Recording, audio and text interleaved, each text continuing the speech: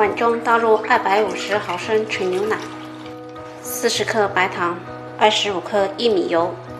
用蛋球先将白糖搅至融化。谢谢我今天跟大家分享糯米糍的做法。搅至这样混合均匀就可以了。倒入30克薏米淀粉，200克糯米粉。继续用蛋球搅匀。搅拌至这样细腻顺滑无面疙瘩的面糊就可以啦。将面糊和筛到盘中，这样吃起来的口感呢更加细腻。盖上耐高温保鲜膜，防止蒸汽倒流。用牙签扎些小洞。冷水上锅，大火煮开后转中小火蒸20分钟。锅中倒上的黑白芝麻炒熟。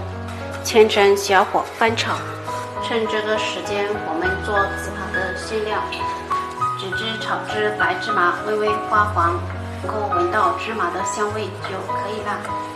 装碗中备用。加2汤匙白糖，炒熟的花生倒入料理杯中，也可以用擀面杖将它擀碎，稍微打碎一点就可以了，不用打得太碎。倒入碗中。这碗有点小，我们换大一点的，当拌匀就可以了。我们的馅料就做好了，到一旁备用。蒸好夹出，先掉保鲜膜，先用筷子拌匀一下，将稍微晾凉的面团呢倒到案板上，我们用擀面杖将它捣鼓捣鼓。这个过程呢完全是体力活。像这样可以拉起很长的丝就可以啦。我们的手呢也可以沾点凉白开，这样呢就不会沾手了。再将它搓成长条，我们将刀呢裹上保鲜膜，这样就不会粘住了。将它切成大小均匀的小剂子，起一小团的剂子，将它捏成碗状，放上花生芝麻馅，将它包裹起来。再滚上一层提前准备好的椰蓉，然后将它按扁，这样就不会再沾手而导致破皮了。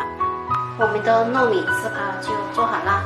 这样做出来的糍粑呢，非常的软糯香甜，而且一点也不粘牙，里面的馅料非常的丰富，吃起来呢非常的香，非常的好吃。喜欢的朋友可以在家试一下。